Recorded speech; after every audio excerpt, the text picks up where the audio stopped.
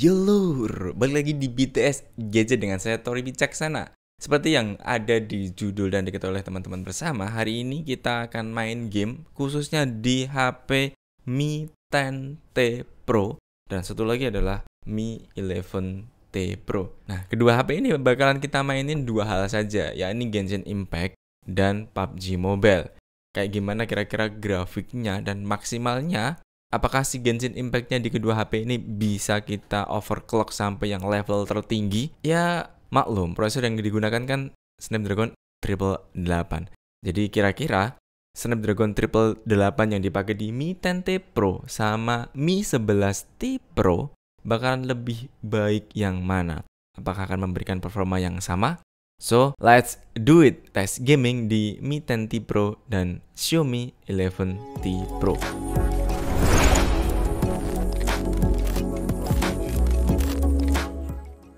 Oke, game pertama yang kita mainkan adalah Genshin Impact. Langsung saja kita langsung di tampilan gamenya.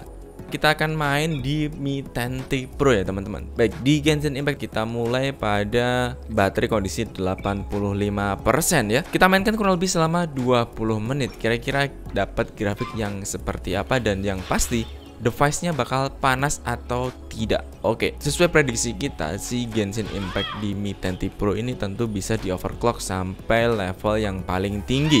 Jadi memang FPS-nya kita set ke yang 30 saja, tapi semuanya di rata kanan, paling tinggi sampai merah. Dibandingkan dengan beberapa HP yang pernah kita mainkan di beberapa waktu yang lalu, si Mi 10T Pro ini cenderung lebih enak dan tentu lebih kompatibel kan. Dia lebih mampu ngolah Genshin Impact-nya. Jadi kalau misalkan dimainkan di level yang paling tinggi saja lancar, apalagi kalau mau dimainkan di level normal. Jadi bedanya apa sih? Bedanya sebetulnya ada di grafik secara keseluruhan. Jadi gestur pemainnya, kemudian rumputnya, pohonnya, efek pedangnya ini akan sedikit berbeda kalau misalkan teman-teman pakai yang mode paling tinggi. Dan ini adalah hasil beberapa tangkapan foto yang kita dapatkan dari Mi 10T Pro di Genshin Impact.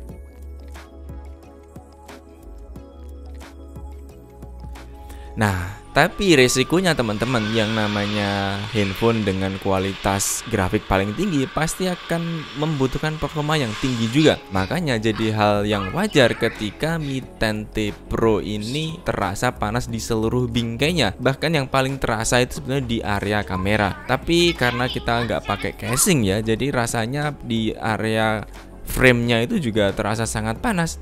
Untuk suara saya kira tidak ada masalah, gameplaynya semuanya lancar dan ya seperti tampilan yang mungkin teman-teman saksikan ini. Sambil kita nunggu nanti di game yang kedua, menurut kalian gimana? Worth it nggak untuk harga segini untuk main Genshin Impact? Dan kalau misalkan ada game lain yang mau kita mainkan, silahkan tulis di kolom komentar. Oh ya, sebelum masuk ke game kedua, konsumsi baterainya selama kurang lebih 15-20 menit permainan Genshin Impact di mode paling tinggi, baterainya berkurang 7% saja. Menurut saya ini termasuk irit ya teman-teman. Karena meskipun di paling tinggi bahkan sudah AMOLED, tapi hasilnya tetap saja konsumsi baterainya hanya 7%. Nah, di game kedua kita coba mainkan PUBG Mobile. Di PUBG Mobile tentu yang menjadi perhatian utama kita adalah di grafik dan gameplaynya tentunya. Di grafiknya kita sebetulnya ada sih, di ekstrim itu bisa, tapi kita baru bisa memaksimalkan di HDR Ultra. Dan ini pun saya kira lebih mending dibanding dengan beberapa tampilan dengan prosesor jenis lainnya. Snapdragon 888 versi Mi 10T Pro ini cukup ngangkat lah buat main game-game berat. Genshin Impact saja ngangkat, apalagi PUBG Mobile. Secara keseluruhan sebetulnya tidak ada masalah, cuman kadang-kadang saya menemukan kayak waktu kita ngeload senjata atau kita ngambil item tertentu itu kadang kayak kelewat gitu, nggak tahu ini persoalan dari handphonenya atau karena saya pakai hidrogel, jadi sensornya jadi agak kurang sensitif begitu. Tapi secara keseluruhan sebetulnya nggak ada masalah. Giroskopnya juga termasuk enak. Ya gimana nggak enak, prosesor aja kan Snapdragon 888. Bukan mendewakan Snapdragon 88, tapi sementara ini kan jadi salah satu Snapdragon yang masih bisa diandalkan dan yang pasti kan sudah 5G teman-teman. Oh ya, satu-satunya kendala yang saya temukan yaitu tadi tidak bisa auto pick up senjata dan lain-lainnya. Mungkin teman-teman juga lihat beberapa video yang kita putar di sini.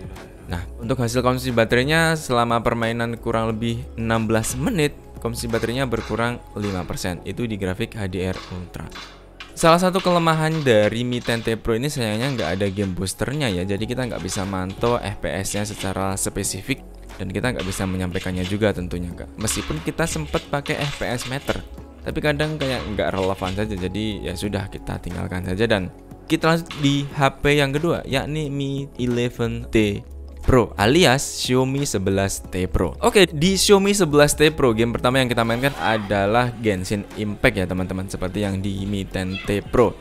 Di Genshin Impact ini kita bisa maksimalkan juga, sama-sama bisa dimaksimalkan di overclock sampai maksimal. Hanya dengan FPS 30 tapi ya, dengan catatan itu saja. Selebihnya semuanya settingan sama persis dengan yang ada di Mi 10T Pro. Nah, pas kita buat main, rata-rata ini seluruh FPS-nya terlihat stabil teman-teman. Jadi FPS-nya dapat sekitar 30-an, CPU-nya terpakai sekitar 40-an, dan GPU-nya terpakai sekitar 20-an %. Dan ini tentu fluktuatif ya teman-teman. Untuk konsumsi baterai selama permainan 16 menit di mode ekstrim atau di overclock, baterainya berkurang 7%. Dan kita juga menemukan beberapa titik panas di area HP ini. Dan saya kira itu adalah salah satu hal yang wajar, karena ya kita mainnya di overclock dan tidak berada di dalam ruangan yang ber-AC. Jadi ini sangat berpengaruh sekali. Tapi dengan konsumsi baterai yang segitu, saya kira itu masih sangat wajar dan normal saja. Oke, sekarang giliran teman-teman untuk menilai gimana Genshin Impact performanya di Xiaomi 11T Pro ini. Lebih baik yang ini atau lebih baik yang sebelumnya? Oke, kita masuk ke game yang kedua di PUBG Mobile. Di Xiaomi T11 Pro ini kita main PUBG-nya cukup lama ya teman-teman, hampir 30 menit atau setengah jam dengan konsumsi baterai hanya 10% saja. Padahal kita mainkan juga grafik yang paling maksimal, dan catatan yang kita dapatkan, FPS-nya tercatat konsisten di 60-an, CPU-nya pemakaiannya konsisten di 35%, dan GPU-nya pemakaiannya konsisten di 10-an %. Dan di 11T Pro ini kayak rasanya kemarin menjawab pertanyaan saya, kalau di Harman Kardon waktu dengerin musik atau nonton YouTube, suaranya itu kayak nggak renyah gitu loh, nggak nyaman gitu. Tapi kalau pas buat main PUBG, kedengeran banget kalau suara dentuman tembaknya, derum mobilnya, langkah kakinya itu kerasa banget. Dan stereonya juga lebih terukur, terasa dibandingkan dengan si Mi 10T Pro teman-teman. Oke, saya kira 2 game ini saja dulu. Kalau misalkan teman-teman pengen kita ngetes di game yang lainnya, silahkan tulis di kolom komentar game apa yang mau kita mainkan. Oh ya, satu lagi teman-teman, hal yang mungkin kalian tunggu-tunggu di segmen ini adalah tes speed dari Mi 10T Pro dan Xiaomi 11T Pro. Jadi simak videonya, sampai jumpa di video selanjutnya. Saya Terbijaksana. Dadah.